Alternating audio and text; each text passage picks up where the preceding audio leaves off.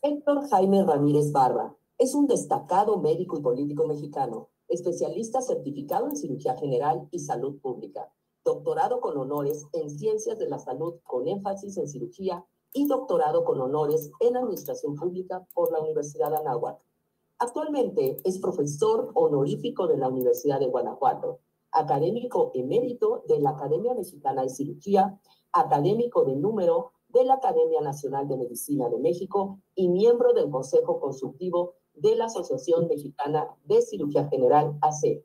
Diputado federal de mayoría relativa, Distrito 5 de León, Guanajuato, del 2021 al 2024, del Grupo Parlamentario del PAN en la 75 legislatura. Diputado federal electo de mayoría relativa, Distrito 5 de León, Guanajuato, de 2024 a 2027 del Grupo Parlamentario del PAN para la 61 legislatura. Muy buenas tardes tengan todas y todos ustedes. Muchísimas gracias por acompañarnos en este su canal de México Unido. Gracias a las personas que siguen la transmisión en todas nuestras redes en streaming. Sean bienvenidas, bienvenidos. Pues hoy con un tema de gran relevancia. Hace unas semanas tuvimos la presencia de Mario Di Costanzo, que nos habló de la situación económica en la que se encuentra el país después de este sexenio, y en verdad fue pues nos dejó a todos muy preocupados, nos dejó realmente con una visión de país que no veíamos desde hace varias décadas. Pues otra vez invitamos a un experto en salud para que nos diga justamente cómo estamos también en el tema de salud al final de este sexenio. Ustedes recordarán que durante todo este sexenio, uno de los sectores más maltratados, más lastimados, de los cuales se quitó recursos, fue el servicio de salud. Pues bien, Héctor Jaime, el diputado, el doctor, él ha estado haciendo pues una gran investigación, presentando muchas iniciativas de ley para poder no solo dar la batalla y proteger a las y los mexicanos en el ámbito de salud, sino también ha estado evidenciando todas estas carencias y toda esta negligencia criminal por parte del gobierno. Y hoy nos viene a presentar un panorama de cómo estamos al final del sexenio. Por eso, mi querido doctor, diputado, yo quiero darte la bienvenida y agradecerte tu siempre generosa participación con nosotros, disposición. Este es tu programa, adelante y bienvenido. Denis, muchas gracias, un placer estar contigo y con la gente que nos acompaña a través de las múltiples redes que a veces ni se imagina uno que están, y más pues invitarnos a compartir un tema tan relevante. A mí me gustaría, si me lo permites, voy a compartir una pantalla, porque quisiera hacer un ejercicio diferente y vamos a comentarlo.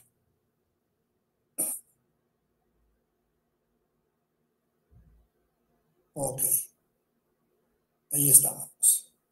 No sé si alcanza a ver, Denis, ¿sí? Sí, perfecto. Muy bien. El tema que me pediste que pudiéramos abordar es qué tan dañado quedó el sistema de salud en México. Pues agradecer a México Unido, a tu persona, a esta gran cantidad de personas de la sociedad civil organizada. Yo quisiera a través de este medio también dar la bienvenida ya a mi compañero de fórmula para la legislatura que tomaremos el día 1 de septiembre en el Congreso, esta legislatura es por el Distrito 05 de León. Agradecerle a la población que votó por nosotros, por Gabriel y por un servidor para ser sus representantes en el Congreso. Y bueno, pues esta lucha que estaremos dando otra vez por el sistema de salud, y vamos a ir contrastando el qué tan dañado quedó el sistema. Porque lo más fácil era hacer un recuento de más de 800,000 muertos, más de 340,000 personas fallecidas, gente que cayó en pobreza, se duplicó los pobres que cayeron en pobreza por motivos de salud y que cayeron en gastos catastróficos. Podemos hablar de muchísimas cosas, pero a mí me gustaría tener un guión un poco diferente, hacer un pequeño recuento para todos los que participan con nosotros. ¿Qué significa la salud como un derecho humano? ¿Cuáles son los principios de la salud? ¿Cuáles son los dilemas filosóficos en los cuales se encontró este sexenio y nos vamos a encontrar en el que sigue? ¿Y qué acciones se tendría que estar tomando? ¿Cuál es la intersección entre la salud y la seguridad? Y luego pues abrimos a consulta con el doc las preguntas que hubiera, Denise, si me lo permites. Entonces arranquemos con la primera parte, la salud con el derecho humano. La salud en la Carta Magna en México está comprendida, primero porque es un derecho natural, y la salud y la vida son derechos naturales, y el hecho que esté en la Carta Magna nomás significa la obligación del Estado mexicano de ser el responsable porque esto ocurra, tanto la Constitución como los tratados. Y hay leyes generales que tienen que ver con la salud, no solamente la Ley General de Salud. Hoy tenemos otra ley general para el manejo del autismo, otra ley general para el manejo del cáncer, otra ley general para el manejo del tabaco, etcétera. O sea, hay varias leyes que tienen que ver con ello. Y en la Constitución varios artículos tratan del derecho a la salud. Desde el primero, que es la no discriminación por ningún tipo, el 2 para las comunidades indígenas, el 4, que es el más conocemos, que es el reglamentario de la Ley General de Salud, el 18 para la gente que está en prisión preventiva, el 73, que son las facultades de los congresistas para poder intervenir en el tema de salubridad general y por ende las pandemias, el 115 que tiene que ver con todos los municipios, esta gran célula de nuestro México con más de 1460, el 122 que da con mucha claridad las competencias de la Ciudad de México, el 123 que es el más antiguo en nuestra Constitución con la seguridad social y la salud de las mujeres. Entonces, hay varios temas. Después de este nivel jerárquico están las leyes federales. Ojo, son 3 niveles de gobierno, no depende, no es el federal más grande que el estatal, ni el estatal más grande que el municipal. Los 3 tienen responsabilidades, hasta llegar claramente a los bandos de buen gobierno que emiten los municipios. Este mecanismo de salud hace que la Carta Magna diga 2 grandes esquemas hasta ahora, porque ahorita ya está discutiendo en la Comisión de Puntos Constitucionales un añadido más antes de donde dice toda persona tiene derecho a la salud, que quiere el presidente López Obrador ponerle, como ya puso la parte que ahorita está en morado. En el 83, el presidente Miguel de la Madrid incorporó el derecho a la salud en la Constitución, en el artículo 4, dice toda persona tiene el derecho a la protección de la salud y la Ley General de Salud, definirá las bases y modalidades para el acceso a los servicios de salud y establecerá la concurrencia entre la Federación y los estados en materia de salubridad general, conforme a lo que dispone la fracción 16 del artículo 73. Bueno, en este sexenio, con esta concentración, otra vez él llama federalización, está centralizando los servicios de salud, pues realmente ya no va a haber concurrencia y está rompiendo una tradición ya de 30 años de descentralización del presidente López Obrador. Y luego le incorporan en el 2020, que fue aprobado con el voto incluso de la mayoría de los legisladores, dice que la ley definirá un sistema de salud para el bienestar, así lo quiso llamar, con el fin de garantizar la extensión progresiva, cuantitativa y cualitativa de los servicios de salud para atención integral y gratuita de las personas que no cuenten con seguridad social. Este es el enfoque del nuevo sistema de salud, que es igual que el de arriba. Y nomás que acá ya dice que va a haber cuando se pueda, se va a ir haciendo como se pueda, y claramente pues no se ha podido en todo este sexenio. ¿Cuál es la población responsable del Estado? Bueno, pues hasta al menos en la proyección del 2020 hasta este 2024 son 33.4 millones, de los cuales son afiliados el 73%, es decir, tienen un sistema que reconocieron que lo tienen. El IMSS, Bienestar, el ISSSTE estatal el 1.10, otra institución el 1.20, Pemex y los institutos de los estados el 1.3%, instituciones privadas el 2.8%, el ISSSTE federalizado 7.7%, los sistemas de salud y bienestar o INSABI el 35.50% y el IMSS el 51%. Pero hay 34 millones de personas, el 27% de población, que no estuvo afiliado y claramente sigue sin acceso a los servicios. Entonces, nos encontramos con un escenario que sigue siendo el mismo. Y ojo, el 52% son mujeres y la mediana de edad son 29 años, que tiene relevancia por el siguiente tema. ¿Cómo es que recibimos este sexenio y cuánto nos preparamos para el 2070 en cuanto a la población que tiene implicaciones presupuestarias y de atención? La salud no es un tema que pinte hasta que estás enfermo. Es una línea tan divisoria, salud y enfermedad, que hasta que tú no enfermo se da uno cuenta de lo que puede ocurrir. Bueno, pues para el año 2050 seremos 147 millones de mexicanos. Hoy la esperanza de vida son 78 años y la esperanza de vida para el 70 será de 86 años. En las mujeres y en los varones 5 años abajo, 72 ahorita, a 79.9 las mujeres. Cayó la esperanza de vida en 4 años y también así lo encontramos en este desempeño. El punto de clivaje es el 2050 y a partir de 2050 con 147 millones bajaremos a 141.4 millones. Lo verde, y por eso lo puse aquí en verde, es la población adulta de 60 años y más. Una población que tiene una cantidad de enfermedades crónico-degenerativas que va a implicar que está empujando una carga financiera y de atención específica en diabetes, en hipertensión, en enfermedades cardiovasculares, en cáncer, y que claramente con el dinero público que está utilizando, y más ahora este sexenio, que por ejemplo el año pasado, el 2023, se tuvo el peor subejercicio, muy poco dinero, y de ese no se ejercieron más de 60,000 millones de pesos. ¿Cuáles son las causas de muerte y de discapacidad en México en la última estadística que tenemos comparable con otros países? Bueno, pues lo que ustedes ven en azul es un conjunto de enfermedades que son crónicas, que no se curan y que requieren medicamento y atención continuada. Si ustedes analizan, son casi el 80% o un poco más del 80% de la carga de enfermedad y muerte de los mexicanos.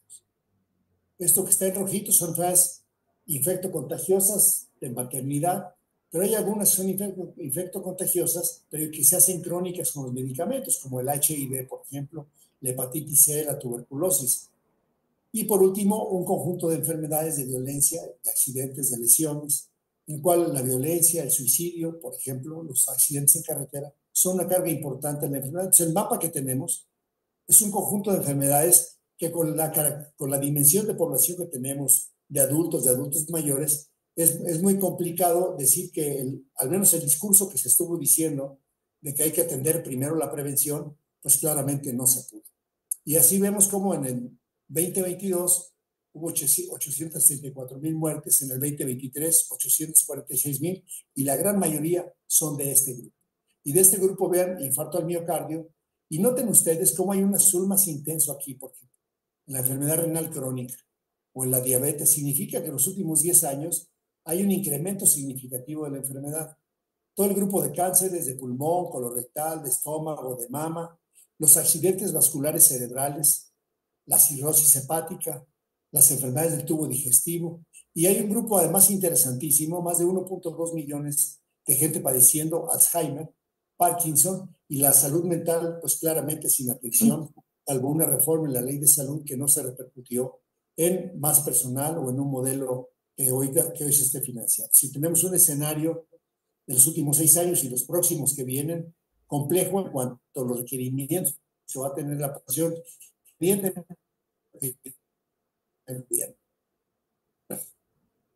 ¿Cuáles son los principios con los cuales podríamos contrastar cómo nos dejaron el último sexenio? Y yo quisiera que ustedes, en el ámbito de lo que ustedes vivieron cerca de su casa o sus experiencias como profesional o como miembros distinguidos de la sociedad, pudieron haber tenido. Primero, claramente, la salud es un derecho humano fundamental y de todos los gobiernos, independientemente de su régimen de izquierda o de derecha, de la 4T o no de la 4T. Y este gobierno, cualquiera que sea, tiene el deber de proteger este derecho. Y la salud no se refiere solamente a la ausencia de la enfermedad, sino también a un completo bienestar físico, mental y social. Y bueno, pues cuando uno analiza la carga de la enfermedad, es claro que estamos muy lejanos de que esto sea un tema distintivo. 20 características hacen que este derecho sea efectivo. La primera es la universalidad, que todo individuo, sin distinción de raza, género, origen, religión o capacidad económica, debe tener acceso a servicios de salud de calidad. ¿Ustedes creen que en los últimos 6 años hubo esta universalidad, aunque se haya dicho todas las mañanas? El segundo es la integralidad. Los servicios de salud deben de cubrir tanto la prevención, el tratamiento, como la rehabilitación en todas las etapas de la vida, desde antes de nacer hasta el momento de la muerte digna. La equidad. El sistema debe garantizar que todos reciban el mismo nivel de atención y que las desigualdades en salud se reduzcan al mínimo. Bueno, pues las brechas en salud, con todos los indicadores, han empeorado en los últimos 6 años. La calidad. La atención debe ser proporcionada por profesionales capacitados y con recursos adecuados, según los estándares más altos. Bueno, pues no hay medicamentos, no hubo casi hospitales, no hubo el mantenimiento y tuvimos escenas hasta tan grotescas como la muerte de una niña en un elevador, por ejemplo, o como la ausencia de un aparato importantísimo en nutrición durante casi 2 años. Es decir, hay una insuficiencia con la pérdida de muchos servicios integrales, y una muestra muy clara es que la mayoría de los hospitales hoy del sector público no se encuentran certificados por el Consejo de Salubridad General. Pues, ¿qué significa? Que no hay estándares mínimos ni en el proceso de atención hospitalaria ni en el proceso del mantenimiento de este tipo de instituciones. La transparencia. Dice que el sistema debe operar con total claridad en cuanto a financiamiento, administración y prestación de servicios. Cuando tú hoy la Corte te dice que todo es materia de seguridad nacional, como lo hizo el presidente, cuando tú quieres pedir, oiga, explíqueme cuánto costó esta obra, no se puede decir que es un secreto, es seguridad nacional. Oiga, ¿cuánto costaron las vacunas? ¿Cuántas se compraron y cuánto tuvieron que haber llegado? No, es materia de seguridad nacional. Oiga, ¿por qué la COFEPRIS está extendiendo las vacunas? No, esto es materia de seguridad nacional. Entonces, con el INAE siempre estamos buscando la manera de que esto se haga más transparente. Lo que sí es un hecho, cuando ya se destapan los datos, ya sea por presión del INAE o porque lo consigue uno por otro lado, están comprando, por ejemplo, medicamentos cada vez menos y cada vez más caros, incluyendo lo que está haciendo hoy la gran farmacéutica de Vilnius. Otros 6 temas. La participación ciudadana. Los ciudadanos deben tener voz en la formulación, ejecución y supervisión de las políticas de salud. Con el intento de desaparición de las normas, el retiro de las organizaciones de la sociedad civil como tomadoras de decisiones y copartícipes en el tema, y el quitar todo lo que fue el mecanismo de asistencia social que se daba en este país con otro tipo de organizaciones, pues claramente que la participación ciudadana no les gusta a este nivel. La prevención, pues se debe priorizar la promoción de la salud y la prevención de enfermedades antes que el tratamiento.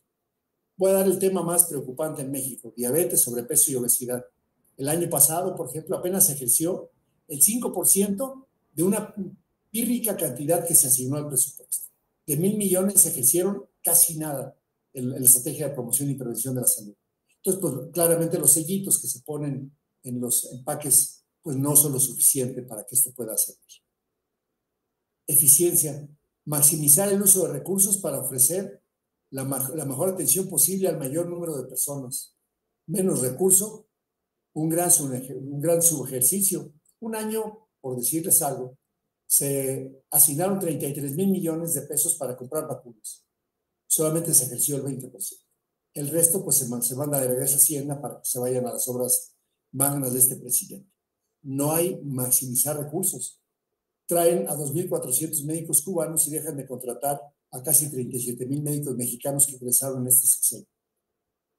Innovación, adoptar y adaptar nuevas tecnologías y conocimientos para mejorar continuamente el sistema. Bueno, pues la vacuna patria, que ni es mexicana, ni ha salido, ni cubre para lo que iba a cubrir. Por dar solamente un ejemplo de lo que obviamente el sistema de salud de los últimos 6 años en innovación pues ha dejado muchísimo que decir. La educación en salud, fomentar la alfabetización en salud para que las personas tomen decisiones informadas sobre su bienestar. En Zacatecas empezaron a aplicar, ya caduca, la vacuna Pfizer en niños y hacían filmar al papá que si algo le pasaba al niño era responsabilidad del padre, pero nunca le decían que la vacuna estaba caduca ni le daban el tipo de modelo para hacerlo. Bueno, cuando tú analizas además ya en el ejercicio de la promoción de la salud, ¿cuánto dinero se dedica a eso? Antes del 18 estaba en ley que al menos 20 centavos, era un piso, por lo menos 20 centavos de cada peso debía ser dedicado a esta ley. Este gobierno, la primera acción que llegó en 2019 fue quitar esa regla. Entonces, bueno, pues pueden decir misa, pero claramente no hay educación en salud adecuada. Intersectorialidad. Reconocer que la salud está influenciada por múltiples factores y trabajar en conjunto con otros sectores como educación, economía y ambiente. Pues, ¿qué puedo decirles del derecho a la salud? Por ejemplo, de un medio ambiente sano para niños y para adultos, si estamos quemando puro combustible, por dar un ejemplo. ¿Qué les puedo decir de entre sectores? Cuando hoy, que aparece ya el informe de los hospitales privados, lo que se ha hecho es privatizar la salud pública, porque hoy la población derechohabiente del IMSS y del ISSSTE y del INSABI y ahora de IMSS Bienestar, pues prefieren ir a los consultorios aledaños a farmacias, a las farmacias particulares, ante la insuficiencia de farmacia y ante la insuficiencia de oferta del sector público. Y no son capaces de hacer convenios con las instituciones privadas del sector público, como ocurrió, por ejemplo, con áreas muy exitosas desde el momento de la pandemia. La accesibilidad. Asegurar que los servicios estén geográficamente distribuidos de manera que sean accesibles para todos. Bueno, no han aprobado la telemedicina siquiera, telesalud, teleconsulta, receta médica electrónica, no aumentaron las redes integradas de servicios, el número de unidades médicas disminuyó y, para el colmo, todas las unidades móviles que van a cerca de 182,000 localidades de menos de 2,500 habitantes, pues se les dio muy poco mantenimiento, no tienen la plantilla completa y claramente pues no se cumple con lo que, para que toda persona sea accesible. Ustedes pidan una cita en el ISSSTE, a ver para cuándo les toca, en el IMSS, pidan el acceso para tener una cirugía compleja. Es algo verdaderamente insuficiente e increíble lo que ha ocurrido en este sexenio. Culturalmente apropiado, pues la atención debe de respetar y ser sensible a las diferencias culturales de las personas. Ya quisiéramos que hubiera servicio, ya digamos culturalmente aceptable. Continuidad, garantizar que las personas reciban atención continua a lo largo de su vida y en diferentes niveles de atención. Para muestra un botón, 9 de cada 10 personas con cáncer fallecen en su casa, fallecen con dolor y fallecen sin atención. Solamente 1 de cada 10 recibe cuidados paliativos y medicamentos para el. Y la sostenibilidad dice que el sistema debe ser financieramente sostenible y estar preparado para responder a las necesidades cambiantes de la población. El presupuesto per cápita se ha disminuido. Somos hoy el país que menos invierte en toda Latinoamérica, menos que Colombia, menos que Venezuela. Entonces, bueno, pues con tan poco dinero público es muy difícil que haya los principios. Concluyo esta sección hablando de la responsabilidad de los profesionales de la salud a propósito de temas como objeción de conciencia, como intentos de quitar la certificación médica, muchos intentos que ha hecho este gobierno para tratar de cargar en el médico y en los profesionales la responsabilidad y no en ellos. O sea, si un paciente llega y requiere una atención y no hay eso, quieren castigar al médico y no a la institución, y si tú te quejas lo corren, ¿no? Porque tú le dijiste al paciente que no había lo que necesitabas, y menos si tú quisieras trasladarlo a otro hospital. Esto pasa hoy, por ejemplo, en los hospitales regionales de alta especialidad. Aquí el del Bajío casi no atiende a nadie.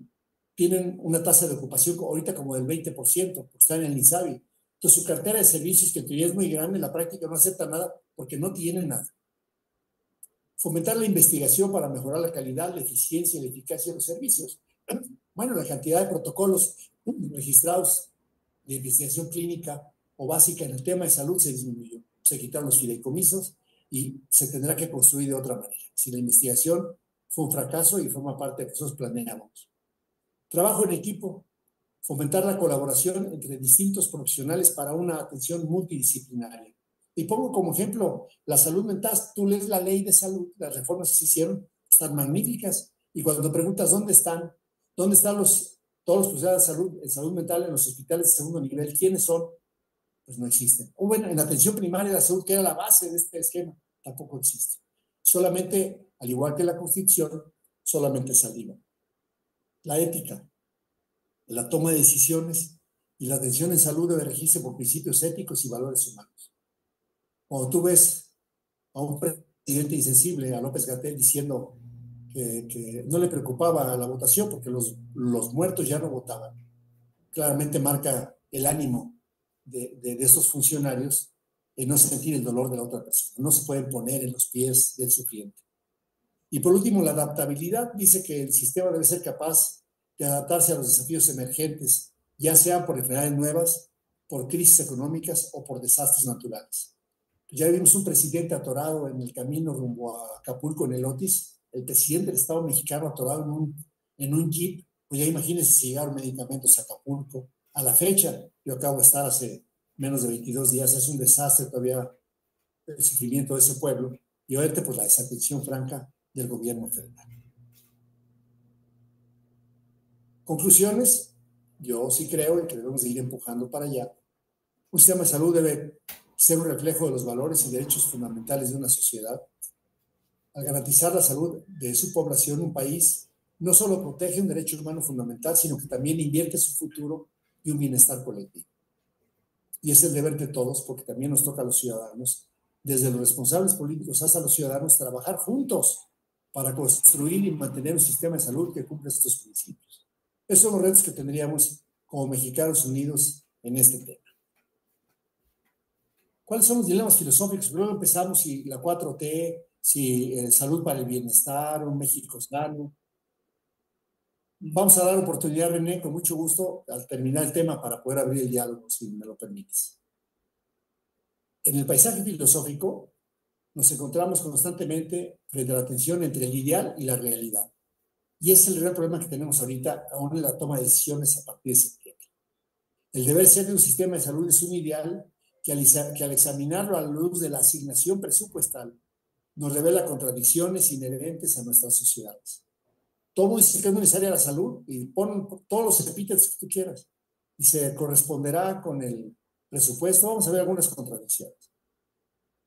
En una sociedad perfecta, el deber ser de un sistema de salud no encontrará obstáculos. Sin embargo, vivimos en mundos donde los recursos son finitos y las demandas múltiples. ¿Cómo equilibramos las demandas urgentes del presente con la visión a largo plazo del bienestar de todos? Por ejemplo, ¿cómo haríamos para tener más infraestructura hospitalaria si ya no hay espacio fiscal financiero? No se quiere hacer reforma fiscal, no se quiere ver ningún otro modelo, no quiere interactuar con el sector privado. Pues ¿cómo vamos a poder equilibrar? No quieren poner hoy acciones de telemedicina, de teleconsulta, de salud digital, de innovación tecnológica, que harían que aún con el dinero que se tiene podrían ser más eficaces. Porque claramente es un monopolio y en todos los monopolios pues, no les gusta perder su estatus. Valoración de la vida. ¿Qué valor le damos a una vida humana? En términos filosóficos, la vida es invaluable. Sin embargo, en la práctica de la asignación presupuestal, la vida se cuantifica y en ocasiones se prioriza una sobre otra. ¿Por qué no podemos hacer que se reconozcan las enfermedades raras y se les asigne presupuesto? ¿Por qué se quitó el Registro Nacional para el Cáncer estando en la ley y está vigente? Pues porque no quieren saber cuántas personas tienen cáncer para no tener que asignar presupuesto. ¿Por qué no queremos hacer una lista de pacientes con insuficiencia renal o lista de trasplantes para asignar presupuesto desde los primeros niveles en las entidades federativas para poder tener una cantidad de donadores mucho mayor? ¿Por qué no asignamos presupuesto? Y así puedo dar 10,000 ejemplos en el cual el valor de la vida en el discurso político es uno y en la asignación presupuestal es otro. Justicia distributiva. La filosofía nos reta a considerar la justicia distributiva. ¿Es justo que algunos tengan acceso a cuidados de salud de alta calidad mientras otros son excluidos? La asignación presupuestal no es un acto administrativo, es un acto moral, es un acto de justicia. Cuando tú analizas el presupuesto asignado a las zonas rurales, a la posibilidad de tener que tengan ahí telemedicina para poder acceder a servicios de tercer nivel, a la posibilidad de desplazarlos, a la posibilidad de apoyarlos individualmente para si las siguieran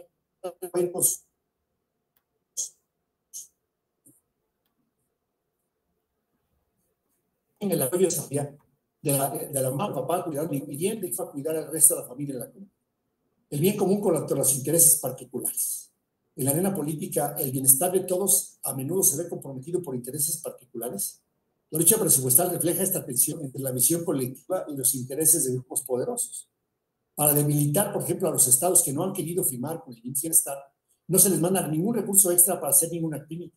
Le están quitando el personal que estaba contratado por el bienestar. Y aparte están armando un nivel de comunicación para que le eche la culpa al gobernador o a la gobernadora de que las cosas no están funcionando bien, por intereses particulares de querer tener o sea, el dominio absoluto de esta república y que deje de ser realmente una república.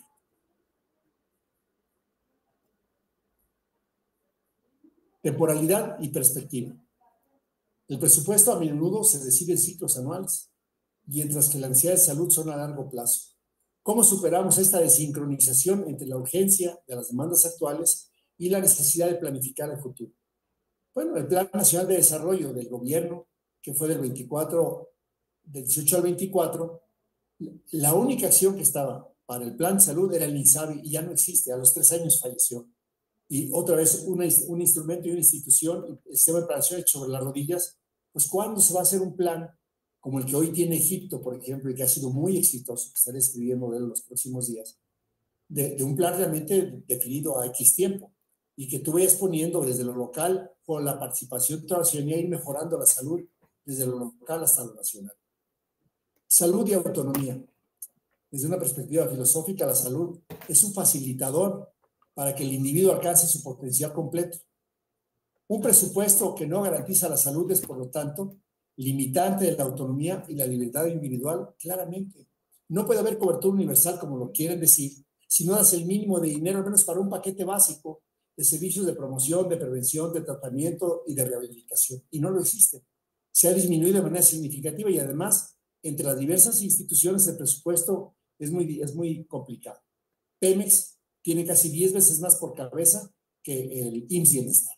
Pues así es imposible que haya una cobertura universal con equidad garantizada. ¿Cuál es el papel de la comunidad? En muchas tradiciones filosóficas, la comunidad juega un papel esencial en el bienestar del individuo.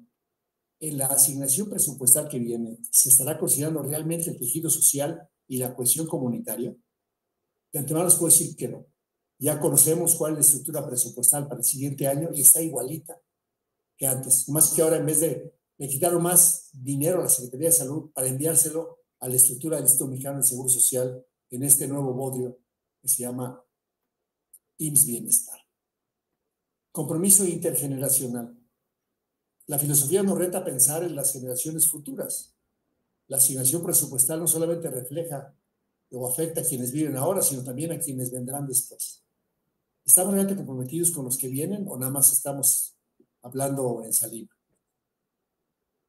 Mis conclusiones es que la lucha que estaremos haciendo en la asignación presupuestal debe hacer valer un derecho efectivo y que es un reflejo de las tensiones filosóficas profundas sobre el valor, la justicia y el bienestar.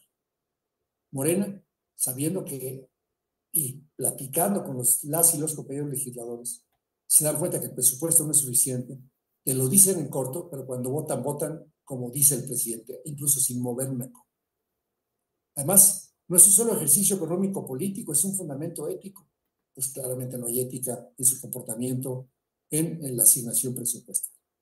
Yo sí creo que como sociedad, y aquí los que estamos en Estados Unidos, tenemos que trabajar un poco más.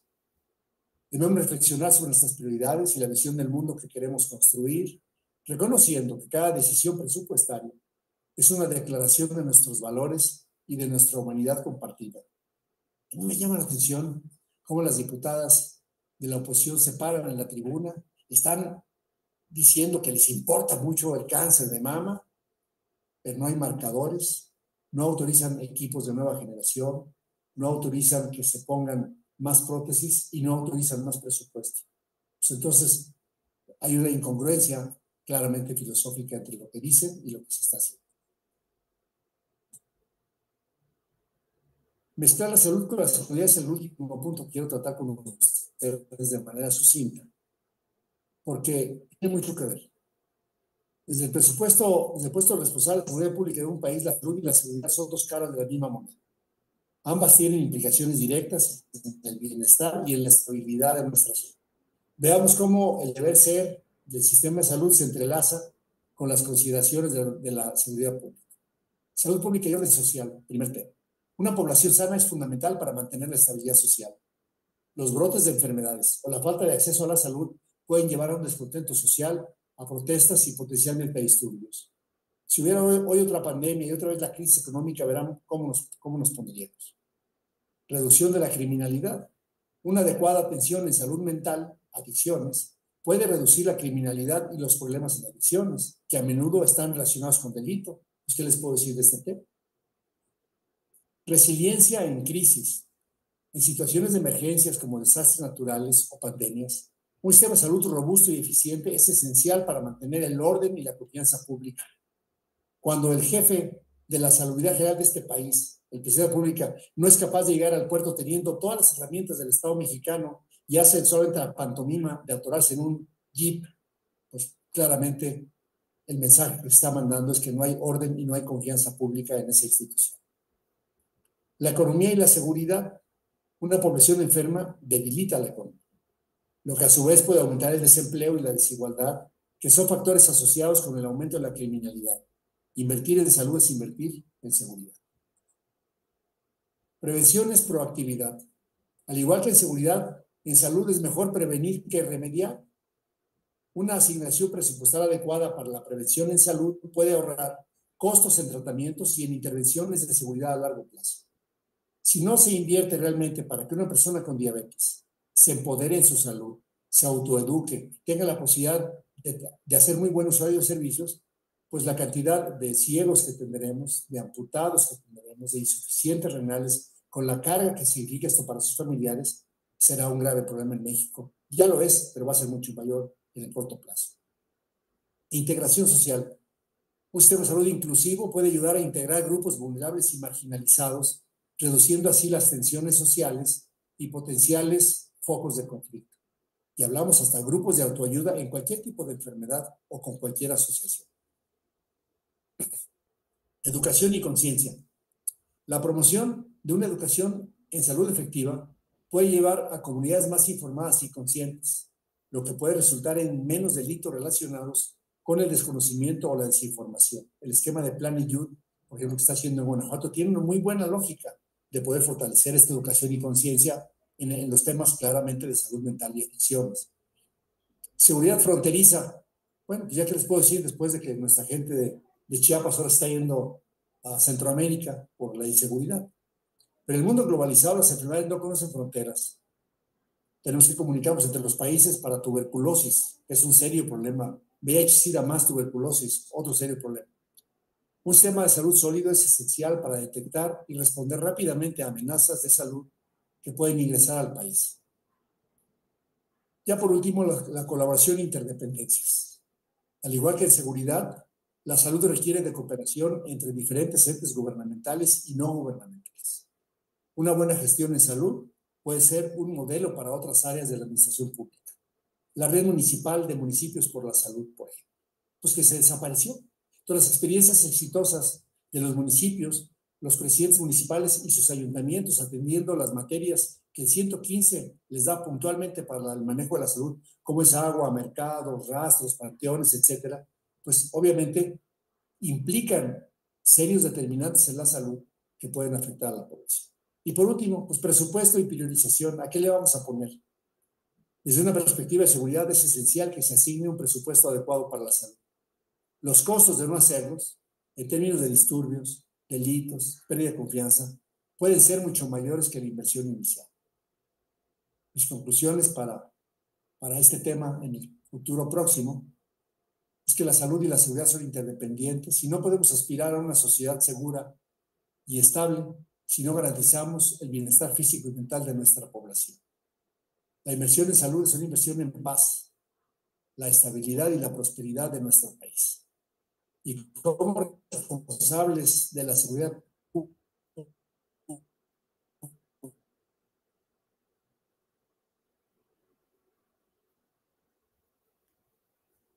para todos los ciudadanos. Y vamos a la sesión. Dejo aquí un momentito las redes sociales para que quede abierta esta conversación, si me permiten, y podríamos estar a su discusión en la página de internet de Héctor Jaime, en el correo electrónico de la Prolífico Universidad de Guanajuato, en Twitter y en Instagram Héctor Jaime y en Facebook Doctor Héctor Jaime. Hasta aquí mi primer comentario, estimada amiga. Muchísimas gracias, querido Héctor. No, déjalo, por favor. Y yo les quiero recomendar a todos, por favor, síganlo. Él está constantemente presentando iniciativas. Ahora, afortunadamente, repite, fue reelecto para la siguiente legislatura y nos está constantemente informando de lo que está pasando en el servicio de salud y además está anunciando todas las iniciativas de ley que presenta y la defensa que está dando desde diferentes temas de salud. Muchísimas gracias, mi querido doctor y diputado. Y justo antes de entrar, yo le decía que lo felicito, lo admiro y sobre todo agradezco el hecho de que combine la parte personal, la parte profesional con la parte legislativa. Es decir, es muy raro estos casos, pero es necesario que los profesionales se metan al ámbito político para profesionalizar el ámbito político. Estamos viendo que están llegando, perdón, pero el Borras, el Pelusas y el Chaquiras, y son los que hacen nuestras leyes y son los que están al frente del país si nosotros no nos involucramos. Pues bien, el caso del doctor, que también es diputado, ha ayudado muchísimo a empujar el tema en los temas en el ámbito de salud, de tal manera que a pesar de este sexenio, pues hemos tenido pues avances con nuestro querido diputado o doctor. Y bueno, antes de hacer un comentario, yo quiero agradecer a todos los médicos, doctores que están aquí con nosotros. Una de ellas es mi hija, Paola Mit, que está aquí, que también es doctora, el doctor José Antonio Crespo, algunos doctores también que pusieron aquí doctor antes de escribir su nombre, el doctor Juan Carlos Roberto Flores y el doctor Ricardo Santoyo. Gracias por acompañarnos. Seguramente ustedes son parte de esta lucha.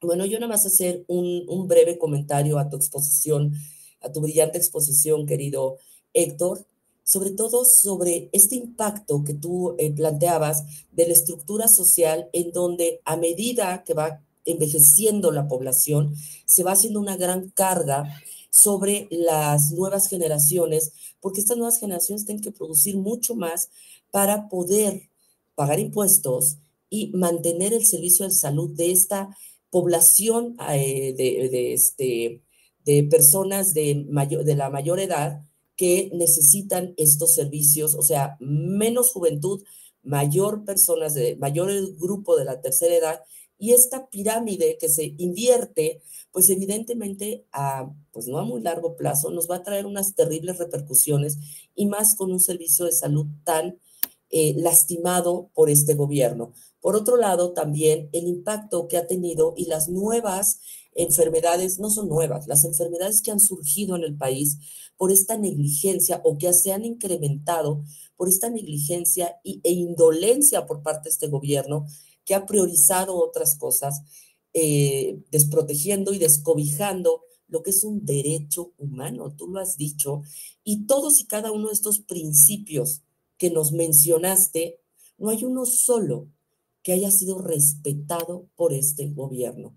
Lamentablemente, la población se ha ido acostumbrando y se ha ido desensibilizando ante semejante acto criminal por parte de este gobierno. Las enfermedades que ya se habían erradicado por México, por el sistema de vacunación, que era un ejemplo a nivel internacional, ahora los niños lo están padeciendo sin que esto realmente tenga una repercusión política, incluso social, por parte de la población hacia el gobierno. En verdad es algo que, pues, pensaríamos que la población debería estar afuera de Palacio incendiándolo, pero las personas se han ido, pues, como apagando, no protestan, vemos la cantidad de muertes, no solo en el ámbito de salud, sino también en el ámbito por la inseguridad, y estamos en una situación, mi querido Héctor, que yo creo que solo se puede explicar desde el ámbito de la psicopatología. No sé tú qué opinas.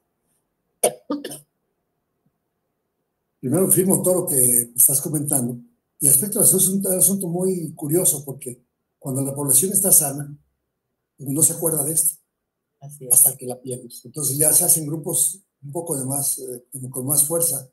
Y cuando tú puedes resolver el problema con dinero, pues vas a una farmacia, compras un medicamento. Cuando no lo puedes resolver, estás tan ocupado en el problema, estás tan metido en el problema, que no te da tiempo para hacer más actividades. Por eso tiene tanta relevancia que organizaciones como la tuya, la gente que nos escucha, podamos hacer mucho más labor social y podernos empoderar para pedir lo que nos toca. Las empresas grandes, si tienen seguridad social, deben de pedir las cosas que se necesitan y deben exigir. Tú debes llegar a exigir de lo que tú tienes uso. Y a lo mejor en ese tenor, cuando se habla de un sistema, la cantidad de consultas que se dice que se dan por días, que por cierto son casi la mitad apenas de lo que estaban en el 2018, bueno, pues ya fue y resolvió parte de su tema. O cuando la gente fallece, bueno, pues ya la gente dice, ya falleció, ya no me quiero meter en más líos y avanzamos hacia adelante. Pero tenemos que ser más conciencia. Yo tengo mucha fe en que vayamos adelante, Denise, con este tipo de reuniones. Muchísimas gracias. Efectivamente, los padres de niños con cáncer, ellos decían, es que nos cuesta mucho trabajo ir a las manifestaciones porque tenemos que trabajar para comprar los medicamentos, no podemos perder el trabajo. Es una situación muy, muy compleja, que es por eso que nosotros, las personas que estamos en esa situación, debemos de ser solidarios y ayudarles a levantar la voz. Pero en México, si no nos pasa, difícilmente nos solidarizamos, en verdad, es muy triste. ¿Te parece que empiece a pasar, leer preguntas y a pedir abrir micrófonos? Adelante, adelante, adelante, por favor. Muchísimas gracias, chicas, chicos. Ustedes saben que yo soy muy disciplinada con el tiempo para que le dé a todos el espacio. Así que, mi querido René, empezamos contigo. No sin antes voy a leer un comentario de las redes. Bueno, hay muchos. El Miru dice, saludos cordiales, Denise y doctor legislador Héctor Jaime y Chat. Gracias por siempre tenernos informados, haciendo una gran labor relevante para México. Lo estimamos, doctor. Pati Morales, buenas tardes. En el IMSS aplican las vacunas Sputnik y Abdalá. Es recomendable recibirlas. Y Penilunia dice, excelente iniciativa, felicidades. Y muchos saludos de diferentes estados de la República. Y ahora sí, también tengo en otros chats, pero voy a empezar aquí. Mi querido René, ya sabes que aquí tenemos el timer para 1 minuto para que puedas hacer en 1 minuto tu comentario o pregunta. Adelante, René. Muy bien, yo quiero preguntarle qué país pronostica usted para, vamos a decir, el siguiente año. ¿Por qué? Porque no hay dinero, las cosas siguen igual y creo que van a seguir igual. Como usted ha dicho, han quitado dinero de unas cosas para mandarlas a otras. Claudia Sheinbaum va a seguir lo mismo, no creo que vaya a cambiar. Y ahorita, como tienes ahí tú de sobrerepresentación, Denise, esto no nos va a, bueno, a ellos no les va a afectar porque con el 50+1 aprueban cualquier presupuesto y van a hacer lo que se les dé su regalada gana con el dinero. Entonces, ¿cómo imagina usted que estaremos en el 2025 con este gobierno en el sistema de salud, que es lo que nos ha explicado usted? Gracias. ¿Quieres contestar una por una o prefieres tres? De los comentarios que hiciste, y contesto a la René y luego vamos de tres en tres, ¿te parece? Perfecto. Agradezco mucho los comentarios de la generosidad, las felicitaciones. En el caso de la vacuna Abdalá y de la Sputnik, yo no me la pondría. Son vacunas que no protegen ya, son vacunas que además están caducas, algunas de ellas. Y si usted decide ponérsela, pues adelante, póngasela, pero al menos revise que no esté caduca. De hecho, hoy aparecen en las noticias, el gobierno de Chihuahua está pidiendo que ya retiren las vacunas Abdalá caducas y que se hacen vigentes con un oficio de la COFEPRIS, ¿ves? Porque claramente el coronavirus está circulando ahora, esas vacunas no cubren para que te den defensa, entonces le están poniendo como agüita, no vale la pena las vacunas Abdalá. Lo comenta René, yo sí creo que va a ser un tema complejo, el doctor David Kersinovich va a tener muchos problemas de llegada, primero porque tiene un conjunto de profesionales no muy capaces en la salud pública en su dependencia, que ya lo demostraron durante 6 años, que aparte, mira, tú puedes ser a lo mejor incapaz, pero juntarte con gente que sepa. Y estas personas aparte son insensibles, entonces integrar su equipo va a ser algo complejo. Y el segundo problema que tiene serio es que ya no tiene el dinero él. O sea, no tiene ni el dinero, ni los hospitales, ni el personal. Él tiene experiencia, mucha experiencia, fue director de nutrición. Sin embargo, pues hay temas de la reconversión de nutrición, que es el Hospital Maximoejo, que están cuestionándose. Y ahora que está llegando, pues el dinero está en el IMSS, 82 centavos de cada peso ya son del IMSS. El nuevo secretario de Salud es el titular del IMSS, que ahora ya fue ratificado por la presidenta electa, Claudia Sheinbaum, chiapaneco. Y bueno, pues el desorden se está viendo, no hay mucho orden todavía, no creo que vaya a haber porque dinero no tiene. Pues la gente más pobre es la que va a seguir sufriendo, es la que menos puede dar voz. Entonces, René, mi espíritu es que gente como tú, primero se cuide, te cuides tú, cuides tu familia, cuides tu comunidad y luego pues ayudes a esa gente que no tiene voz para que podamos defenderlos y exigir sus derechos. Que cada persona tome las riendas de salud y exigir derechos. Sería mi respuesta hasta ahorita. Muchísimas gracias. Voy a leer otros comentarios. María Antonieta Basurto García dice, felicidades por su reelección. Soy la doctora María Basurto, inmunóloga. Ya hemos coincidido en varios foros. Como siempre, muy bien su información. Alberto Colorado, tiene razón el diputado, se deben fortalecer los programas transnacionales y transfronterizos en salud, en especial los de tuberculosis y VIH en la población migrante, uno por posible transmisión de cepas diferentes y resistentes y otra porque los migrantes se encuentran en situación de vulnerabilidad y expuestos porque pasan por estados y ciudades con alta carga de enfermedad como Tijuana y Mexicali en Baja California. Este es un comentario de Alberto Colorado. Y le abro el micrófono a María Eugenia. María Eugenia, ¿puedes prender tu video, por favor, por seguridad? Ay, bienvenida, María Eugenia, adelante. Gracias. Primero que nada, muchas felicidades, Héctor. Como siempre, es un profesional, ¿sí? Y nada más, pues para ponernos a tus órdenes aquí, nuestro grupo, lo que ocupes aquí en Guanajuato, ya sabes, estamos a tus órdenes. Sería todo mi comentario, Denis. Maravilloso, querida María Eugenia. Adelante, Héctor. Pues agradecer, ¿qué lo ocupamos? A ver, ¿qué apoyo? ¿No? Entonces, el caso de Alberto Colorado, activistas de tuberculosis impresionante. Alberto, muchas gracias por todo el tiempo que nos dedicas, que me apoyas, que me educas, que nos das información para poder hacer mejores propuestas. Gracias, Alberto. Igualmente, a la doctora Antonieta Basurto, agradecerle mucho el apoyo para todas las iniciativas, puntos de acuerdo y temas que presentamos en el Congreso. Ojalá que nos sigas apoyando con esa misma intensidad, María Antonieta, y seguimos a la orden. Y ahorita, María Eugenia Nava, muchas gracias también por tu apoyo acá en Guanajuato. Y pues si ocupamos, hay mucha gente que requiere del apoyo de la Consejería de conocer su voz en el Congreso. Muchas gracias. Muchísimas gracias. Y bueno, ahora voy a, justamente Antonieta, la doctora María Antonieta Basurto, dice, ¿se sabe si México va a firmar el acuerdo de la OMS, Organización Mundial de la Salud, para la prevención de pandemias? Eso por un lado.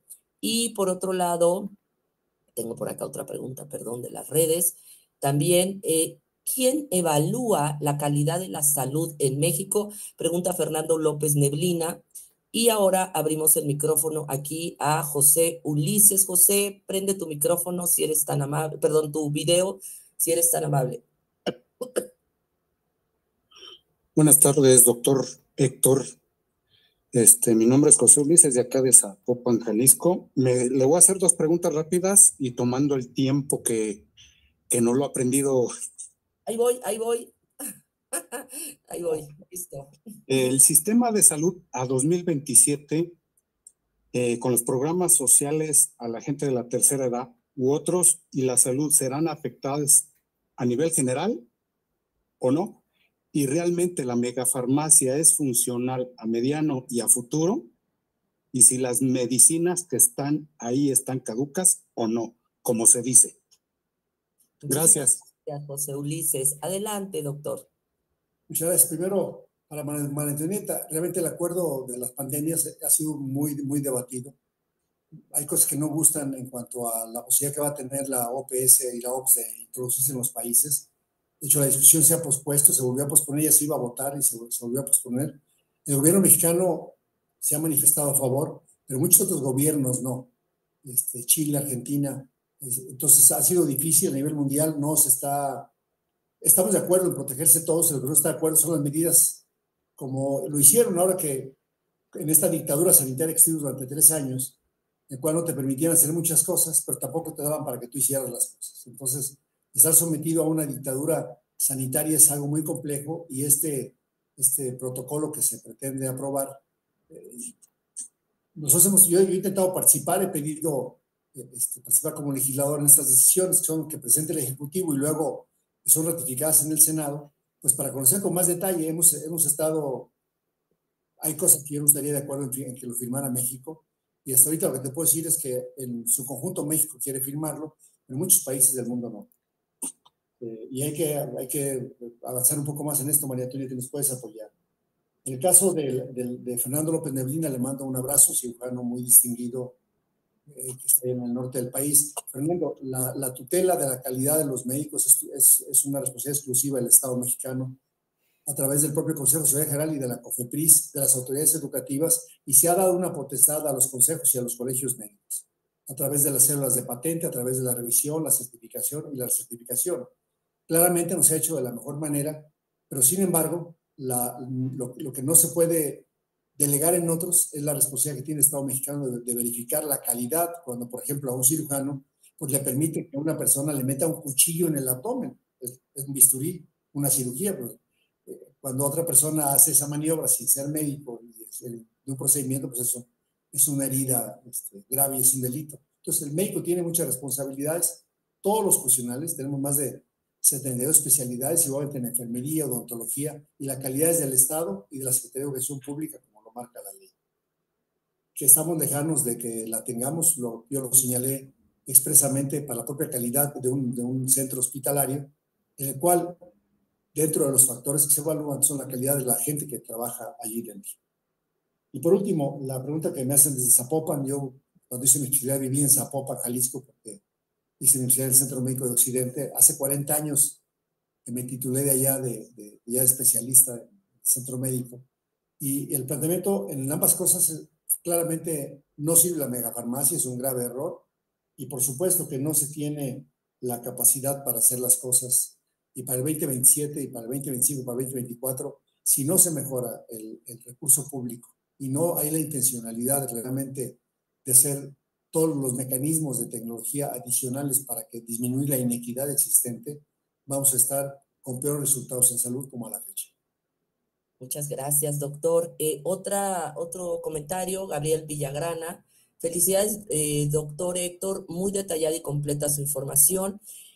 Otra persona, Ana Luisa Vallares, dice que hay de cierto que el COVID ha repuntado en el país y que no nos están dando la información correcta. Y ahora abro aquí a Jesús Horacio. Jesús Horacio, bienvenido. Voy a poner mi relojito. Adelante, Jesús. Gracias, Denise. Muy buenas tardes a ti y a todos los que nos acompañan en la sala, especialmente al doctor Héctor, todo acá de Guanajuato. Estamos en el mismo estado, que es la orden en Irapuato. Y aplaudo mucho este tipo de ejercicios, Denise, porque es la forma en que los legisladores se pueden acercar a la ciudadanía. Yo voy más enfocado, obviamente, por los problemas imperantes de nuestro país, que ahí lo tienes, la parte de la sobrerepresentación, y luego vendrá la parte de la reforma del Poder Judicial, y que necesitamos estar cerca de nuestros diputados.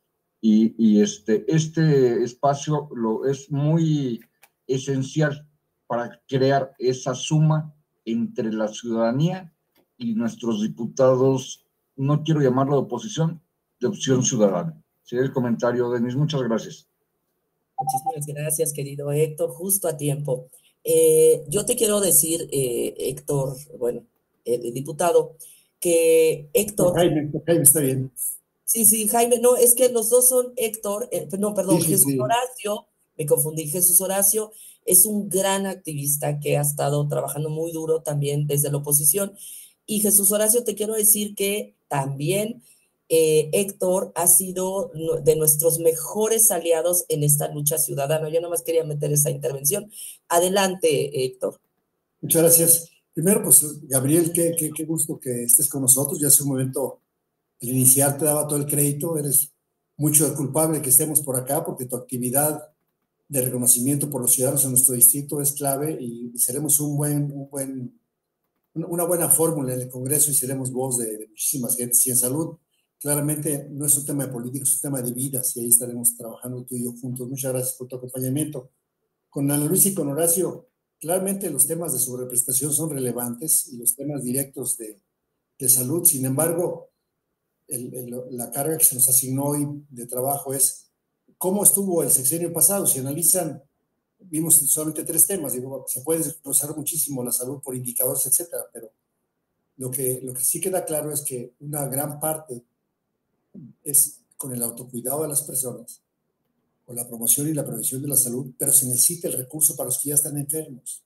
No puedes decirle a alguien que no le vas a dar su tratamiento para la diabetes, su glucómetro, la hemoglobina 1C, o que no le vas a hacer estudios genéticos de medicina de precisión para que una persona no sea sometida necesariamente a quimioterapia o que tenga el tratamiento específico y que tenga el medicamento específico, porque vas a hacer impresiones en los periódicos de muévete, chécate y mídete, como piensa que con ese tipo de difusión la gente va a cambiar sus hábitos en salud. No, tenemos que hacer una lucha más frontal y claramente, Horacio, pues hasta la ciudad de Las Fresas, un abrazo. Ya tienes ahí mi teléfono, mi correo y lo que podamos servir con muchísimo gusto. Ahí lo del COVID. Bueno, el caso del COVID llegó para quedarse, sí se ha incrementado. No pueden decir las autoridades si hay más o hay menos por una razón, no hacen pruebas. Y las que se hacen ya se está empezando a notar mucho más. Ahora, la pregunta sería, ¿a quiénes habría que vacunar o no vacunar? ¿O qué cuidados hay que tener? Pues los de siempre. Lavarse las manos, procurar no estar en lugares con conglomerados muy grandes, que no sean espacios cerrados. Si estás enfermo, el uso de cubrebocas y preferencia no vayas a trabajar, si es que se puede, que no vayas a trabajar. Y la gran mayoría, hoy por fortuna, tiene ya algún tipo de inmunidad en el organismo, pero hay muertos diarios, hay muertos por día por COVID, eso sí. Y además, de la gente que ya lo padeció, hay un síndrome que se llama síndrome post-COVID, que casi el 8 o el 9% de quien lo tuvo, dependiendo aún la gravedad, está teniendo síntomas. Y el gobierno no ha querido reconocerlo. Nosotros hemos pedido que haya un fondo especial para el manejo de este tipo de padecimientos e investigarlos. Entonces, si usted tiene alguna duda, bueno, hoy aún las pruebas privadas, las que se hacen privadas son muy baratas y te puede verificar si eso no come. Yo sí creo que el nuevo virus está circulando, las vacunas estarán llegando a México alrededor de septiembre, octubre, y que para la temporada invernal del 24-25 sí valdría la pena aquellos que tienen más factores de riesgo. ¿Quiénes son? Más de 65 años, gente con enfermedades que disminuyen las defensas por sí mismo, como es la diabetes, como es el cáncer, como es el estar en tratamientos con corticoides o con quimioterápicos. Pues es gente que necesita, o gente que fue fumadora crónica y tiene enfermedad pulmonar obstructiva crónica, que utiliza inclusive oxígeno. Bueno, pues a ellas sí habría que vacunarlas para evitar un desenlace ante una enfermedad más grave. Sería mi tema, Luisa. No creo que la compre el gobierno, no creo que compre las nuevas vacunas, pero sí va a haber privadas. Ya está viendo privadas en México, pues hay que hacer un ahorrito. A los adultos mayores no les alcanza la pensión para comprar los medicamentos que no hay en el sistema y que se los tendrían que entregar. Durante la campaña, muchísimas gentes dicen, pues, lo que yo recibo, que lo gasto en medicamentos, ¿no? Porque no se los dan en la institución. Wow. Bueno, muchísimas gracias. Bueno, yo estoy saliendo de COVID justamente y con varios síntomas, tos, mareo, terrible. O sea, en verdad ha sido algo terrible que no salgo de los síntomas, pero bueno, yo soy uno de esos casos que no se reportan, claro. Mi querido Eduardo Flores, dame 2 segunditos porque voy a hacer otros comentarios que están aquí en las redes, aquí en el chat. Pregunta Alberto Colorado, ¿alguna estrategia para evitar que sigan eliminando las NOMS en México? Me preocupa que quienes eliminan la de tuberculosis y me preocupa que quieren eliminar la de tuberculosis y lepra. Muchas gracias. Marta Ganduño, estimado diputado Héctor Jaime, en el contexto actual de México, donde se enfrentan desafíos en la atención médica, el acceso a tratamientos y la disponibilidad de medicinas, le solicitamos compartir un mensaje o reflexión dirigido a la población general sobre la importancia de la prevención del contagio de COVID-19. Su experiencia como médico y legislador sería muy valiosa para concientizar a la ciudadanía sobre las medidas preventivas que pueden tomar, especialmente considerando las limitaciones en el sistema de salud. Esos 2 comentarios. Ahora sí, mi querido Eduardo Flores, bienvenidísimo, adelante. Gracias, buenas tardes, Denis. Felicidades al doctor. Conozco un poco el pasado del doctor a través de un amigo de allá de Guanajuato, que no sé si lo conozca, el doctor Carlos Díaz Ábrego. Y la pregunta de las normas, ya te la acaban de hacer, entonces comento otras preguntas.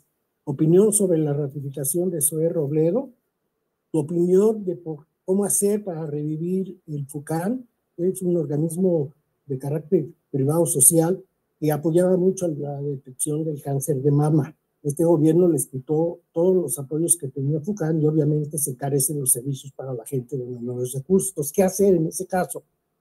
Otro problema es qué vamos a hacer si no hay dinero para tener las vacunas, sobre todo para los niños, para la gente infantil. Por la falta de vacunas, estamos volviendo a tener brotes de epidemias como el sarampión y otras que les dan a los pequeños. Y la última es, ¿qué hacer para profesionalizar el Congreso? Porque tú eres doctor y estás en la Comisión de Salud, pero ¿cuántas gentes que no tienen nada que hacer están en determinadas comisiones y no saben qué opinar? Entonces, ¿cómo profesionalizar nuestro Congreso, doctor? Muchas gracias, Eduardo. Adelante, Héctor. Alberto, pues hemos estado denunciando y exigiendo con el programa de infraestructura de la calidad que se revisen las normas, no que se eliminen. Que se revisen, y si ya el problema ya se terminó, pues que se elimine, pues no es necesario tener una norma para un problema que no exista. Sin embargo, la mayoría de las normas que quieren eliminar, el problema existe y no las han actualizado, pero también con una estrategia del gobierno federal para no obligarse a tener lo que necesariamente deberían de tener para el manejo mínimo que establece una norma oficial mexicana. Entonces seguiremos haciendo presión. Desde el Congreso hemos logrado contener muchísimo de esto y lo querían hacer desde el año próximo pasado, no han podido. Y recién, por ejemplo, ayer mismo se hizo un exhorto para una reforma que hicimos en la Ley General de Salud que obligaba al Ejecutivo Federal a hacer una norma para diabetes tipo 1, tipo 2 y diabetes del embarazo. Y bueno, llevan más de 220 días y no la han hecho. Entonces estamos insistiendo con estas normas. Aquí nos ha ayudado mucho la ciudadanía, no es un mérito del legislador. Yo quiero reconocer aquí a Denise y a muchísimos más que nos apoyaron para que las normas no se eliminaran. Ya sigue haciendo esa lucha. Con respecto a lo que dice Marta Ortuño, muchas gracias. El acceso a tratamientos, los mensajes para el COVID, pues los hacemos todos. La verdad es que la cantidad de audiencia que tenemos hoy, hemos tenido aquí máximo que yo he visto, al menos aquí en esta vía, son 63 personas. Y México son 130 millones de personas con ánimos diferentes, con culturas diferentes. Y es tarea de todos. Por eso decíamos que la educación va desde la comunidad. Y claramente la desarticulación entre los niveles de gobierno y las autoridades, por ejemplo, ha ocurrido que el gobierno federal dice una cosa: no usen cubrebocas, utilicen escapularios, no salgan de su casa, sí métase a su casa. Y eso hizo pues que más de 800,000 hogares hoy se encuentren enlutados. Debe haber una secuencia muy clara para que la información sea de cualquier persona o de cualquier institución y que le dé confianza a la ciudadanía. Pues es una tarea muy complicada el poder ser un buen comunicador. Y por último, las 180 preguntas que me hizo Eduardo Flores. Claro, conozco a don Carlos de Sábrego, fui compañero de su mamá en la Universidad de Guanajuato. De hecho, antier la vi, por cierto. Carlos escribe acá en León, Guanajuato. Él es doctor, pero en Derecho. Así es. El doctor en Derecho, dice: yo soy doctor en Izquierdo. Es una broma de medicina. Y hiciste muchísimas preguntas. FUCAM fue una de las 740 organizaciones certificadas de calidad que daban tratamiento a las más de 64 enfermedades de gases catastróficos y a los 154 intervenciones del Seguro Médico siglo XXI que fueron desconocidos por este gobierno. Como FUCAM hay 740 que estaban certificadas, entre ellas incluso dependencias del propio gobierno. ¿Ves? Por ejemplo, que para enfermedades cardiovasculares e infarto, el Hospital General de León, Guanajuato, un hospital magnífico con profesionales extraordinarios, tenía la certificación para poder poner stents y atender infartos. Pues ya lo quitaron el dinero, ¿ves? Para que la población reclame y entonces ya el gobernador, la gobernadora en turno, ceda los servicios al gobierno federal. O sea, a ellos no les importa matar a la gente con tal de poder tener el poder, de poder tener pleno. De las vacunas estamos insistiendo para que se compren. Nunca ha habido un solo año en el cual no se dé el presupuesto que ellos piden. De hecho, hasta un año se dio casi 1.300 millones de pesos más, pero ha sido una vergüenza lo que ejercen de las vacunas. De 14,000 millones de pesos ejercen 3,000 y las otras no. Y al no ejercerlos, pues se va otra vez para Hacienda y se regresa para cosas que no son de salud. Preguntabas también de la ratificación de SOE. Bueno, a mí me parece que hasta ahorita SOE ha hecho algunas cosas bien, muchas muy mal, pero el que a dos amos sirve, con más de alguno queda mal. ¿Ves? Cuando estuvo de director y quería ser gobernador, casi el 70% de sus visitas a los estados lo hizo a Chiapas, porque ahí quería ser gobernador. Entonces gastaba mucho del recurso. Después le cargaron el bienestar y pues no alcanza el tiempo para hacer todo. Entonces lo que tendrá que ver la doctora Sheinbaum es quién va a ser el secretario, si SOE o el doctor David Kasinovich. En el caso del IMSS, bueno, pues aquí el IMSS no toma la decisión solamente SOE, es un órgano tripartito. Aquí la pregunta sería: ¿cuál ha sido el papel realmente del sector patronal en el Consejo Técnico? ¿Cuál ha sido realmente el papel del sector obrero en el Consejo Técnico? Porque es obvio que el diferimiento es inaceptable, que la cantidad de padecimientos sin cubrir es inaceptable, que la tasa de medicamentos no surtidos es inaceptable, pero tú ves a los sindicatos que forman parte de este Consejo Técnico y están callados. Después anda su secretario general anunciando por todos los estados que va a poner 3, 4, 5, 10 hospitales, pero cuando vas y revisas el presupuesto de egreso resulta que no. Entonces, bueno, pues, por lo menos en este planteamiento, quienes deben estar en la vanguardia de poder atender su obligación son los patrones, los obreros, que son los que pagan, y por parte del gobierno, el secretario de Salud, que tiene un voto, no preside ni siquiera el órgano de gobierno en ese órgano tripartito, ni ahí ni en el IMSS está.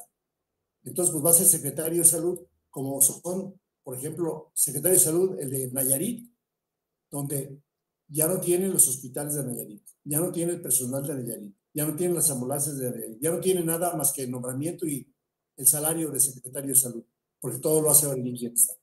Hasta ahí mi comentario, estimado Eduardo. Gracias, doctor. Muchas gracias. Bueno, tenemos 6 preguntas. Les voy a pedir que las hagan rápido, por favor, para que no nos pasemos del tiempo. Ahora le abro el micrófono a la doctora María Antonieta Basurto. Adelante, doctora. Aquí tengo un relojito para que nos ayuden con 1 minuto. Gracias. Ok, muchas gracias. Sí, súper rápido. Con respecto a si existen medidas para COVID persistente o long COVID, porque realmente yo he estado viendo que hay muchísimas personas que tienen este problema y no se ha hecho el diagnóstico adecuado. Bueno, ya hemos coincidido en algunos foros, entonces ya creo que, bueno, igual y no me reconozco, ¿verdad? Pero sí me preocupa mucho la Organización Mundial de la Salud, porque yo la verdad siento que no estamos preparados como país para poder enfrentar una nueva pandemia que es muy, muy probable, no que llegue ya en estos días, ¿verdad? Pero sí, es obvio, ¿verdad? Que puede llegar. Ahora, lo otro que me preocupa y que ya hicieron la pregunta es con respecto, ay, ¿es el minuto? Sí. No, ¿verdad? Haz ¿sí? pregunta. Bueno, entonces hago las preguntas por otro lado. Gracias. No, está bien. Sí, ok. Bueno, es con respecto a la última pregunta. Es con respecto a lo de las mutaciones que tiene el virus actual, la KP2, KP3. Bueno, desde JN1 tiene 35 mutaciones con relación al virus original. Entonces, es obvio que las vacunas que se prepararon con respecto a las de primera generación que se prepararon para el virus original, pues ya no pueden proteger. O sea, se requieren vacunas nuevas. Entonces, esperemos tenerlas pronto. Muchísimas gracias. Espero la respuesta. Muchas gracias. Juan Manuel, adelante, por favor. Tu micrófono, Juan Manuel. Ay, perdóname, no te había abierto micrófono. Ahora sí ya. Hola, doctor Héctor. Lo saluda Juanma Cisneros desde acá de León, Guanajuato. Un gusto en saludarlo. De verdad que me da mucho gusto siempre escucharlo y atender sus charlas. Aproveché ahorita este espacio para hacer algunas consideraciones que yo creo que no se deben olvidar para este nuevo emprendimiento de sexenio. Primero, la donación voluntaria no remunerada, de tener un objetivo del 100% para el 2020, se disminuyó a solamente lograr el 10%, no se alcanza esta cifra y el incremento en 6 años fue de 7.1% a 8.5%, es decir, un incremento solamente del 1.4%, el menor registrado con carácter histórico respecto a sexenios anteriores.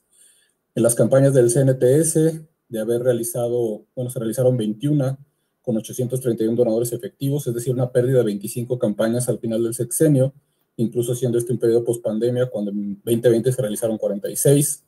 Se registra una pérdida de 143,000 donaciones anuales de sangre respecto al inicio del sexenio, y al día de hoy están cerrados, muchos de ellos de manera definitiva, 90 bancos de sangre, por lo que la accesibilidad se vuelve cada vez más limitada y la fiscalización parece ser punitiva. Ahí está un retraso en la publicación de la modificación a la norma oficial mexicana 253 para la disposición de sangre humana y sus componentes con fines terapéuticos.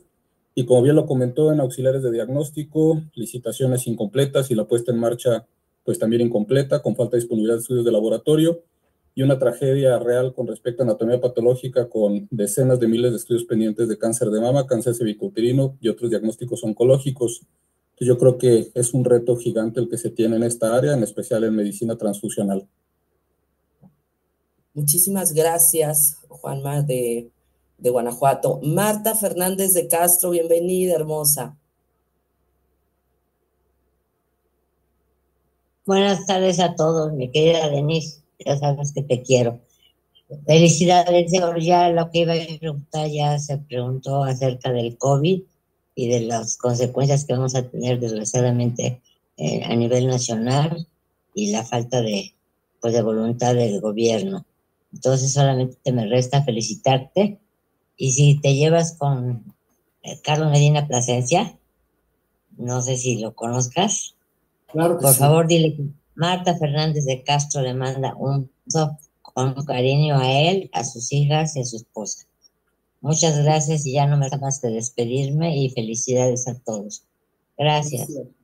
Muchas gracias, mi querida Martita, otro panista de gran calidad. Muchísimas gracias, mi querido Héctor, adelante. Bueno, Antonieta, claramente el post-COVID existe, se conoce mucho, pero no hay ahorita muchos datos, y lo que sí es que no hay dinero para atenderlo. Entonces, es imposible que tú estés buscando cuando no tienes el recurso para poderlos atender. Y es un tema que estamos señalando desde junio del 2011 de manera directa, y seguiremos insistiendo. El doctor Juan Manuel Cisneros es un héroe nacional, ¿no? Pues está luchando siempre porque las personas, es un especialista en laboratorio clínico, y debo de agradecerle muchísimo el apoyo, porque lo que hemos hecho en medicina transfusional, cambios en las leyes y propuestas, es gracias a su empuje, a su sapiencia y a su compromiso social. Muchas gracias, Juan Manuel. Si es un tema, lo que dijiste es otra vez la galería del terror en el tema de transfusiones. No tenemos la sangre suficiente, todo el mundo está queriendo hacer corrupción, cierran bancos por corrupción, y al final, cuando se ocupa la sangre, seguimos viendo llamadas telefónicas en redes, sangre O positivo en tal lugar, etcétera, etcétera, cuando debía ser algo muy simple, y obviamente con los mecanismos que ya hemos planteado en la ley y en los puntos de acuerdo. Y con Marta Fernández, caso claro, Carlos Medina Plasencia, lo veo muy seguido, con todo gusto le hago llegar tus saludos. Muchas gracias. Muchísimas gracias, querido Héctor. Y ahora ya los últimos 3 participantes. Lulú, que desde el principio no sabía levantar la manita, pero ya lo logró. Adelante, querida Lulú, si puedes, por favor, prender tu micrófono.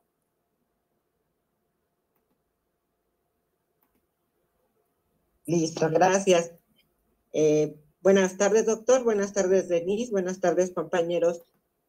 Mi pregunta me la respondió hace un momento. ¿Qué está haciendo el sector empresarial para ayudar esto? Y pues, lógicamente, a lo que entendí, nada. Y mi otra pregunta es, si nos aplicamos una vacuna en un centro comercial, como yo lo hice, ¿cuánto tiempo nos dura el efecto? Muchas gracias. Muchas gracias. Mi querida Celia, bienvenida. Adelante, por favor. Hola, muy buenas tardes y gracias por la palabra y saludos al doctor. Yo nada más quisiera comentar que en realidad, con mucho respeto, desde mi experiencia y desde mi perspectiva, no creo que los viejos seamos una carga para los jóvenes que están ahora en el IMSS, porque, por ejemplo, yo coticé desde 1968 al IMSS hasta el 2012, sin haber utilizado jamás el seguro social, porque las empresas en las que trabajé, todas me dieron seguro de gastos médicos mayores. Y como yo, una cantidad impresionante de gente que utilizaba el seguro de gastos médicos mayores. Lo que hicimos los viejos de ahora, en aquel entonces, fue abonar para nuestra pensión y para nuestra atención de salud a esta edad. Creo que los jóvenes ahorita están en la misma situación, porque también luego tengo jóvenes trabajando y todos tienen su seguro de gastos médicos mayores. Creo que no somos una carga, y creo que la gente que puede utilizar, se le puede dar mejor servicio, es a la gente de bajos recursos que no tienen esta prestación empresarial. Ese es todo el comentario. Muchísimas gracias, querida Celia. Y por último, José María, qué gusto tenerte con nosotros. Adelante. Muchas gracias. Doctor, ahora que está volviendo este virus, ¿qué nos sugiere como ciudadanos para evitar contagiarnos? ¿Qué medidas? Muchísimas gracias, José María. Adelante, doctor. Con Lulú, pelea. Si la vacuna que se puso fue COVID, aunque no hay mucha precisión de cuánto puede durar los anticuerpos, se puede estar midiendo, se está calculando ahora que su vigencia sea de 1 año, porque mientras no se resuelva el tema de COVID, y no se va a resolver, entonces la posibilidad de estarse replicando, como bien decía la doctora Antonieta, va a haber más mutaciones de nuevos virus, y que pueden escaparse a la inmunidad que normalmente tenemos. Entonces, lo más probable es que en un futuro próximo, así como nos aplicamos la vacuna de influenza cada año, tengamos que ponernos una vacuna contra el COVID, con el virus que se calcula pueda estar circulando, si es que podemos irlo pronosticando. Pues la vacuna de influenza es cada año, la de COVID probablemente cada año. Le recomendaría, si llega la nueva vacuna, pueda ponérsela también en septiembre, octubre, si ya la hubiera. Y por último, la de neumococo, estoy hablando de adultos mayores, esa se pone cada 5 años, su vigencia es de 5 años. Todas están a disposición en el sector privado también, si no viene el sector público. Esa sería mi recomendación. Doña Celia, por supuesto que el adulto mayor no es ninguna carga. Cuando se ve desde el punto de vista presupuestal, lo que está ocurriendo es que la cantidad de adultos mayores, ojalá que las pensiones y el dinero se hubiera estado guardando para el último momento. Primero, usted fue de las afortunadas. Yo tuve un seguro de gastos médicos como 3 años solamente, pero hoy solamente el 2.5% de la población tiene un seguro de gastos médicos mayores. No es lo usual. Hoy lo usual es que ya no pase eso. Pero lo que sí es lo usual es que en el caso de las instituciones como el Seguro Social, pues nada de muertito. Porque mire usted, de toda la gente que paga cuotas, muy pocas de ellas, como el 60%, se inscriben en el consultorio. Y los que se inscriben en el consultorio, muy pocos de ellos hacen uso de los servicios. La encuesta de ingreso y gasto en los hogares y la encuesta nacional de salud y nutrición reveló que, por ejemplo, de la gente que tiene seguro social, el 42% va a las medicinas privadas, va a las farmacias privadas o a los consultorios privados. Entonces el seguro social recibe el dinero, pero no lo gasta.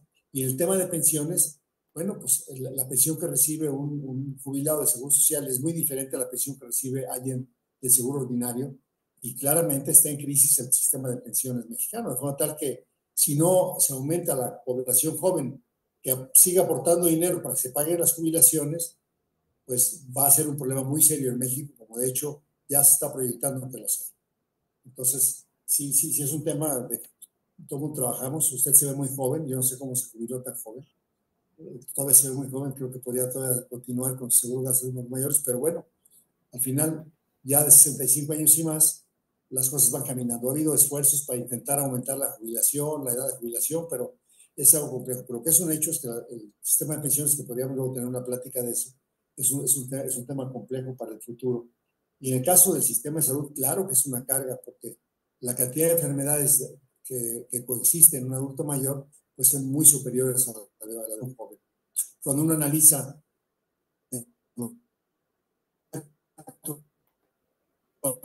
cuánto costa un sistema de obesidad, sobrepeso, hipertensión, enfermedad cardiovascular, diabetes, etcétera, es muy alto, y eso requiere un gasto continuo para que pueda tener una buena calidad de vida. No es ser una carga, yo lo que es una carga financiera que debe de tener el recurso para que se le dé a usted su atención. Ahorita por ahí alguien puso, si usted tiene 70 años, comprar un seguro de... Hasta ahí mi comentario.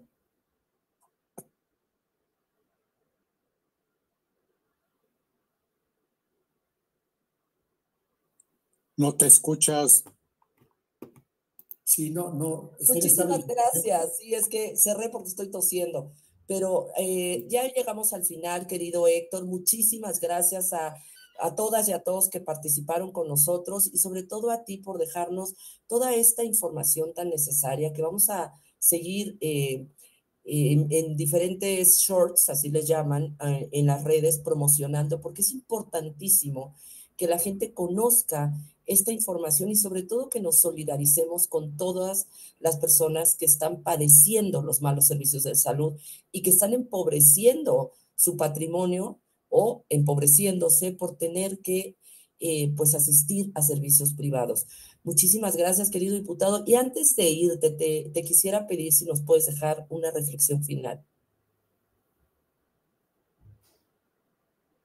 Claro, yo les deseo que tomen el control de su propia salud. No se puede ser candil a la calle y estudiar en su casa. Cuiden su salud, tengan su cartilla nacional de salud, tengan a los hijos la cartilla nacional de vacunación, hagan las medidas que ahí están de promoción y de prevención de la salud, duerman bien, hagan ejercicio, no tomen mucho alcohol, y que sean felices. Pues muy buenas recomendaciones. Muchísimas gracias. Gracias, querido diputado. Gracias a todas y a todos ustedes que nos acompañaron aquí y en todas las redes. Y antes de irnos, ustedes saben que la tradición aquí es abrir el micrófono, por favor, si son tan amables. Ya lo abrí. Darle un fuerte aplauso a nuestro invitado de hoy. Querido Héctor, gracias. Seguiremos la lucha contigo. Muchas felicidades, Héctor. Doctor. Gracias. Muchas gracias. Cuídate mucho. Muchas gracias. Feliz. Gracias. El mismo correo en la legislatura del doctor va a ser el mismo. No lo sé. ¿Va a ser el mismo correo que tienes ahorita de la legislatura, Héctor? Sí, el mismo. Ok. Sí, para buscarlo. También dejó sus redes. Ustedes pueden ir a YouTube para volver a ver el programa y ahí se quedó grabado de tal manera que ahí pueden ver toda la información del doctor, dónde escribirle, sus redes para seguirlo y demás. Les agradezco muchísimo, muchísimas gracias, Héctor. Un abrazo